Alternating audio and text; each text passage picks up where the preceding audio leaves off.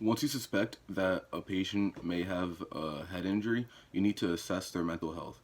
And by doing so, you need to ask retrograde and integrated questions that are before and after the possible head injury that they may have sustained. One of these things are Maddox questions, and if they get a single one wrong, then they're pulled out for the game, and you need to immediately scat them because they most likely have concussion. And the Maddox questions are something like, "What at what venue are we today? Which half or quarter is it? Who did we play last week? What's the score right now?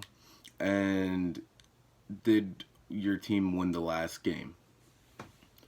After this, you also want to check if they have any signs and symptoms such as blurred vision, headache, sensitivity to light, sensitivity to sound, feeling in a fog. Along those lines, you need to make sure that there aren't any personality changes or mood changes, as you should be able to know the athletes a little bit personally since you're working with them all the time, most likely. You need to make sure that they are concentrated, and before you're doing all this, I recommend, so you can test their short-term and long-term memory, that before you start asking all these questions, give them 3 words, have them repeat them back to you, so you could do apple, bubble, car, and have them repeat it back to you right away.